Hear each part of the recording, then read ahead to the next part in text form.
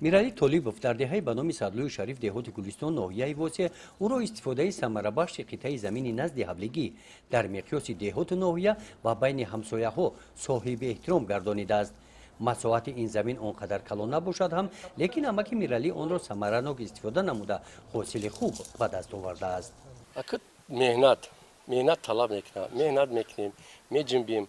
ما ای حولی نزدیک خانه یگان ضرر نمیبینیم، حاصل نقض میته، میگوبیم بسیار میکنیم، دو حاصل میگیریم. من از خیلی شما دیده ایستادید حاصل یکم لوبی 40 روزه سرخه که میگیم چینده گرفتیم، امروز سبزی کوریدیم. سبزی هم روز بین با ماهای نوامبر استفاده میشود. اینجا سبزوات و درختان گوناگون میوه دهنده پرورش یافتند. زردالو یک چند نمود است، طعم شیرین دارند. من نیهولو را از خود ناحیه وحش از همون متخصص آورده شنوندم. با مسئلت متخصص آورده شنوندگیم همه این پیوند کردگی مسئلت اون کسقتی چی دارو دادن نکار، چی زهر دادن نکار، چی خیلی آزوقه دادن نکار با مسئلت او آورده کردگی. این محصولات ها و شربت و شیرینی ها حاصل زمینی نزد حبلگی می باشند. طبری امک میرعلی میگوید همه ساله به مقدار معین شربت و شیرینی ها تیار نموده ذخیره می نمایند. منفعتش در این است که ما همه چیز از بازار نمیخریم، از خودمون نمیبراید. برای نون دسترخوان هست همین.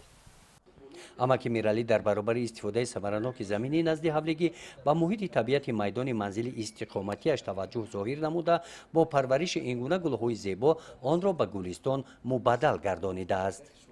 از دوره استقلال تا این روزا تا این سال‌ها چیز نبود. انا حاضر بسیار ناس که با شرافت جناب عالی پیشوای ملت محترم امام علی رحمان امروز شکر خدا که آب وافر تامینات آب ناز آب هست که حاصل می شود، درخت می شود، میوه می شود، گل و گلکاری می شود در نزد حبلگی. میرعلی طالبوف الهام این همه آبادانی ها را از برکت نعمت های دوران صاحب استقلالی تاجیکستان محبوب دیده.